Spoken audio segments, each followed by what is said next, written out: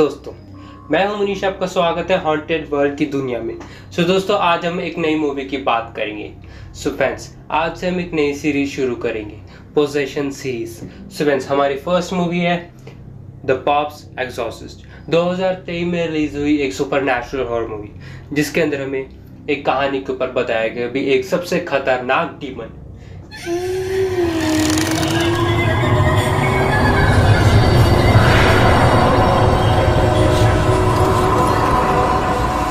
1987 father Gabriel, जो कि एक पर्सन के पास जाते हैं जो कि एक पोजेस्ड आदमी। 1987 father Gabriel the pops personal exorcist. Father scooter पर राइड मारते हुए जाते हैं प्रैक्टिकल मैन के पास। वो एक गांव होता है, इटालियन विलेज होता है, और साथ में जो आदमी होता है मेन सिमली, वो एक पोजेस्ड होता है एक शैतान से। वो लोकल प्रीस्ट भी आता है साथ ही में, मतलब उस रूम में घुसते हैं। वो मैन मतलब कि जो आदमी होता है जो कि पोजेस्ड आराम से बिस्तर पे लेटा होता है, उसके अंदर से जो डीमन है वो चीखे दहाड़े मारने में व्यस्त होता है। साथ में सेंट बर्नार्डिन भी होते हैं, मेडिकल में ट्रीट कर रहे होते हैं। वहाँ पर फादर आते हैं, मतलब सीधा सीधा डीमन को उंगली करते हैं भी हाँ, अगर तू सच में डीमन है तो प्रूव कर, सबूत दे। डीमन इसी चीज को देखकर भड़क जाता है, मतलब फादर के ऊपर कि हाँ भाई मैं शैतान हूँ। फादर बोलता है प्रूफ करके बात आ, सबूत क्या है तेरे पास भी, तू सारा डीमन है। इसके बाद वो एक सुअर को बुलाते हैं, सुअर के सामने बोलते हैं अगर तू उसमें हिम्मत है, अगर तू शैतान है तो सुअर के अंदर आजा बेटा आजा। गलती से डीमन जल्दी से आ जाता है और उस सुअर के अंदर चले जाता है। तभी डीमन को मतलब कि उस सुअर को 2 मिनट में गोली से उड़ा देते हैं। वैसे ही आदमी जो पोजेस आदमी था वो फ्री हो जाता है और आराम से सो जाता है, और जो डीमन था वो भाग जाता होता है। ये इंसिडेंट ऐसा था मतलब कि दिखाया जाता है, वैसे तो लगता भी हाँ अंदर शैतान है, लेकिन फादर बोलता है कि हाँ भाई ये दिमाग का खेल है। तो मतलब कि ज्यादातर ऐसे केसेस भी होते हैं, मतलब कि ये अगले दिन एक ग्रुप डिस्कशन भी करते हैं, जिसके बाद ये मतलब फादर गैब्रियल बात रखते हैं कि हाँ मैंने उसे मतलब कि इलनेस के कारण किया, मतलब उसे दिखाया कि हाँ उसके अंदर मतलब डिमोनिक पोजेशन था। लेकिन हाँ भी ना भी, मतलब इसी बात पे चिढ़ भी जाते हैं, अकड़ भी जाते हैं, क्योंकि सामने वाली पार्टियां कुछ और बोल रही होती हैं, ये कुछ और बोल रहे होते हैं। पैथोलॉजिकल एक ट्रीटमेंट था ये सारा कुछ, जो भी स्टार्टिंग में आपको देखने को मिल जाएगा। स्टार्टिंग में आपको जो देखने को मिल जाएगा। उस कहानी शिफ्ट होती है अब एक फैमिली के ऊपर, जो कि एक अमेरिका से आई हुई थी। उनकी मतलब बेटी जूलिया, उनकी बेटी और उनका बेटा छोटा, वो मतलब अमेरिका से होते हैं। वो अमेरिका से स्पेन जा रहे होते क्योंकि उनके फादर की 1 साल पहले कार एक्सीडेंट में डेथ हो गई थी। तो वो अकेले पड़ गए थे। जो उनका छोटा बेटा था उनके ऊपर हल्का फुल्का सदमे का असर पड़ा हुआ था, और साथ ही में उन्होंने एक स्पेन के अंदर एक मतलब कि किला खरीदा हुआ था। उस किले की रिपेयरमेंट चल रही होती है, क्योंकि वो उसे रेनोवेट कर रहे होते हैं, और रेनोवेट के बाद उसे बेचकर काफी मुनाफा करना चाहती हैं। साथ ही में उन्हें काम करने वाले वर्कर्स थे, उन्हें मतलब कि गलती से एक जगह चिंगारी लगाते थे, जहाँ मतलब कि वैसे तो जगह के अंदर पहले से सल्फर एसिड था, जो कि एकदम से फटा और एक की तो मौत हो गई। और साथ में उन्हें एक प्रीस्ट भी मिलता है, जो कि बेचारा सीधा प्रीस्ट मिलता है सुंदर सा। और साथ में बाद वो जो इंसान जल गया था, मतलब कि जो वर्कर जल गया था, उसे हॉस्पिटल ले जाते हैं। और उसके बाद जितने भी बाकी वर्कर थे उन्होंने भी अपने हाथ खड़े कर दिए, जी हमें काम नहीं करना यहाँ पर। उसके बाद हेनरी धीरे धीरे करके गलत बिहेव करना शुरू कर देता है, जैसे उसे मतलब कि दौरे वौरे पड़ने लग जाते हैं वगैरह वगैरह। जिसके बाद वो उसे डॉक्टर के पास लेकर जाते हैं। डॉक्टर के पास लेकर जाते हैं, उसे बताते कि हाँ मतलब कि ये अजीब दौरे लगते हैं, क्योंकि वो अपना फेस भी नोच डालता है, क्योंकि यार अपना खूबसूरत सा चेहरा कौन नोच डालता है, ये तो पहली बार देखा है। उसके बाद नोचने के बाद उसे हॉस्पिटल लेके जाते हैं, डॉक्टर उसे चेक करते हैं और बात बताते हैं, मतलब सी फैमिली एंड जूलिया बताती है कि हाँ मेरे मतलब कि हस्बैंड गुजर गए थे। तो डॉक्टर यही बोलता है कि हाँ ये आपके मतलब जब आपके हस्बैंड गुजर गए थे तो उसके ऊपर सदमा चढ़ गया आपके छोटे बेटे के ऊपर, तो वो इसी का ही असर है वगैरह वगैरह। वो उन्हें मतलब कि मेडिसिन देते हैं, मेडिकल ट्रीटमेंट देते हैं, साथ ही में इंजेक्शन भी देते हैं, ताकि अगर वो फिर से दौरे पड़े तो आप इसे नींद का इंजेक्शन देकर आराम से सुला दें। उसे घर लाते हैं तो उन्हें पता चल जाता है कि हाँ भी अब हेनरी पोजेस्ड है, और कोई मामूली डीमन नहीं चढ़ा, इतना खतरनाक कितना वो चढ़ गया था कि हाँ भैया कि अब सभी की बैंड बजने वाली, क्योंकि उस वर्कर ने गलती से उस डीमन को जगा दी जो बेचारा सोया हुआ था। और जब वो जागा ऐसे जागा कि हाँ भैया बहुत बुरी तरह जाग गया, अब मैं किसी को नहीं छोड़ूंगा, अब बोलेगा सभी को नींद की नींद सुला दूंगा। और वो सभी को यही बोलता है तुम सब मरने वाले हो। हेनरी बुरी बुरी हरकतें करने लग जाता है। जो मेन इजाबेला होती है, वो उनकी छोटी बेटी होती है, उनको भी पैरानॉर्मल एक्टिविटीज देखने को मिल जाती हैं और साथ में बहुत खतरनाक सीन भी हो जाते हैं, कर्टन्स वगैरह खींच हो जाते हैं, मतलब कि हॉरर, पूरा सीन हॉरर में है, मतलब पूरे मतलब कि दिल की धड़कनें तेज हो जाती हैं, ऊपर नीचे आपका बैलेंस हो जाएगा, खून की उल्टियाँ भी होती है सीन के अंदर, बहुत सारे बुरे बुरे सीन भी होते हैं, मतलब ठीक भी होते हैं, मतलब फिल्म अच्छी है। लेकिन आगे हम आपको स्टोरी सुनाते हैं, मतलब कि प्रेयर्स वगैरह भी करते हैं। उसके बाद फिर एक असिस्टेंट को बुलाया जाता है हेनरी की सुरक्षा के लिए। तो आपको फादर गैब्रियल भी आपको इस सीन के अंदर देखने को मिल जाएंगे। फादर गैब्रियल भी आते हैं, तो खास तौर पे बुलाया जाता है। सबसे पहले जब डीमन बुलाता है एक फादर को, मतलब एक पादरी को बुलाता है, सबसे पहले यही अंग्रेज जाता है जो इनको पेरिस में मिलता है, दिल्ली के अंदर। वो पहले जाता है, उसे बाहर फेंक देता है, बोलता है मुझे फादर ला के दो। फादर गैब्रियल को तभी बुलाते हैं क्योंकि उन्हें लगता है कि हाँ भाई शक्तिशाली हमें फादर चाहिए ताकि इस डीमन को पकड़ सके। लेकिन डीमन के अंदर कुछ और ही माइंड में चल रहा है, वो अपनी ज़्यादा खिचड़ी पका रहा है। उसके बाद फादर गैब्रियल आते हैं, उससे बात करते हैं और वो पहले तो समझ नहीं पाते, लेकिन हाँ बाद में वो धीरे धीरे करके समझ जाते हैं। वो एग्जॉर्सिज्म की प्रक्रिया को शुरू भी कर, बहुत ज़्यादा खतरनाक सीन भी होते हैं।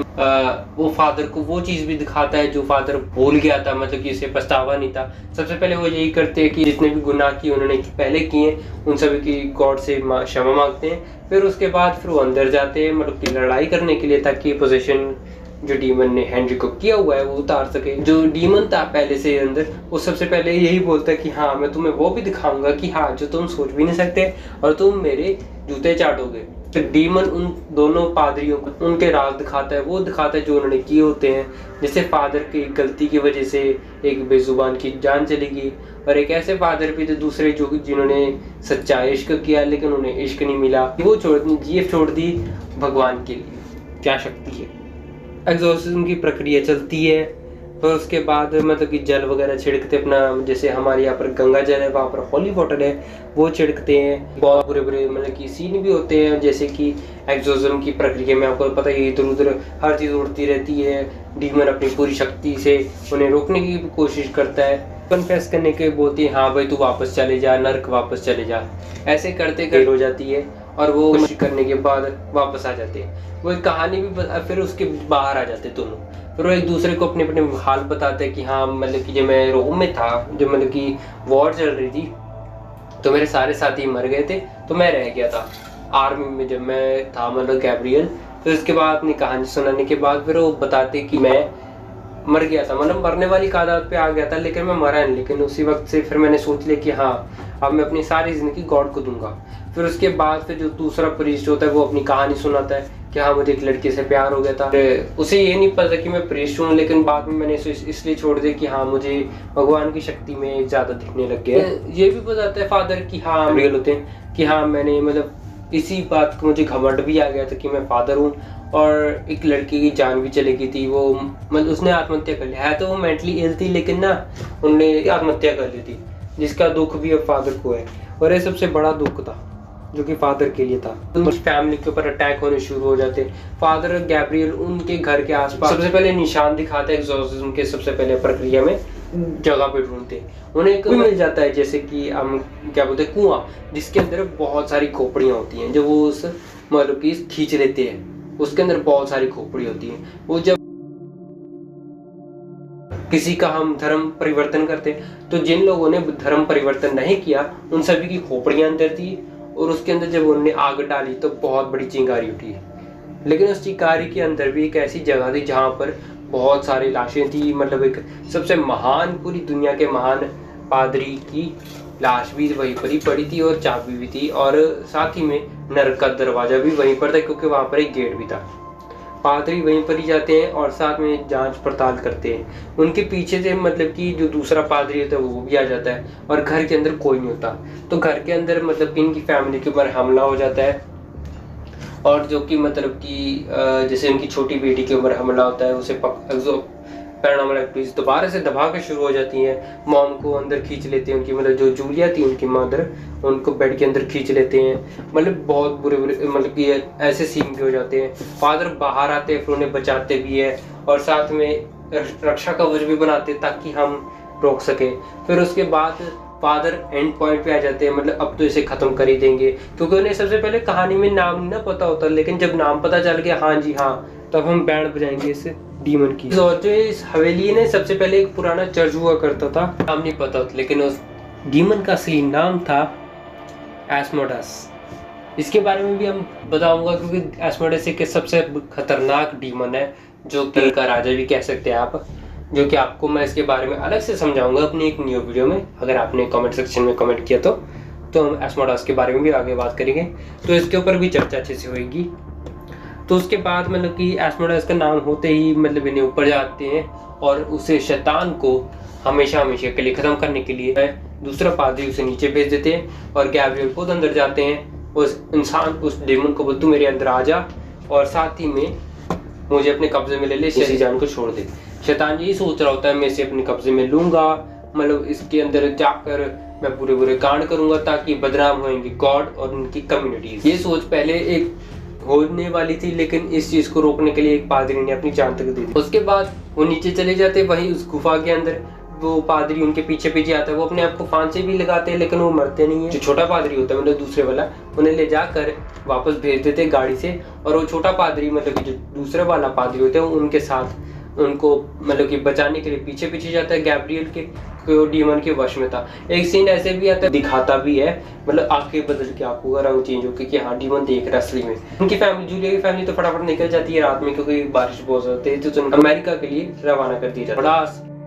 में वो गैब्रियल भी साथ में वहीं पर अपने आप को जलाने की कोशिश करते, लेकिन जलते नहीं है। वहीं पर ही उनका पास्ट मतलब देखने को मिल जाते हैं। पादरी के अंदर एकदम से जान आ जाती है और वो सबसे पहले क्रॉस के जरिए सबसे पहले अपनी महबूबा को मार देता है, मतलब उसे ब्लास्ट कर दे, क्योंकि वो नकली होती ना। एस्मोडास को निकाल कर नर के द्वार पर दे मारते हैं। करते हैं एस्मोडास नर के द्वार के अंदर फंस जाता है और वापस चले जाता है। एक जगह पर जा रहे होते हैं जहाँ पर रोम के अंदर विजिट करते हैं, यानी यूरोप में। उनके अंदर बताते हैं कि हाँ 199 ऐसी जगह पड़ी है जहाँ पर बहुत सारे डीमंस अभी पेंडिंग में हैं, तो इसी चीज के अंदर हेल्प करते हैं और 2016 तक करते हैं। जब तक वो जिंदा रहते हैं वो नरक के द्वार पर जा डीमंस को खत्म कर देते हैं, जब तक वो जिंदा है नहीं। उस जगह का नाम था लुम्बाना। विजिट करे थे 199 स्टेट्स, जो कि अभी इविल साइट्स हैं, और वो चर्च की कम्युनिटी के अंदर गए थे जहाँ पर बहुत सारे वर्कर्स लगे हुए थे काम करने। भी कौन कौन सी ऐसी जगह है लुम्बाना में उनका हेडक्वार्टर्स था, और वो बताते कि हाँ ऐसी ऐसी जगह पे है जहाँ पर डीमंस की साइट्स अभी बाकी है, और ऐसे ऐसे चर्च भी है जिनके अंदर डीमंस ने कब्जा कर। सो दोस्तों, द पॉप्स एग्जॉर्सिस्ट ये स्टोरी थी एक फैमिली के ऊपर, एक फादर की। तो दोस्तों अगर आपको कैसी लगी हमें कमेंट करके जरूर बताइए। अगर आपको हमारी वीडियो पसंद आए तो आपको पता ही, you know the drill, like share subscribe and thank you for watching this video. तो दोस्तों अब हम फिर मिलेंगे नए चैप्टर में, तब तक के लिए गुड बाय।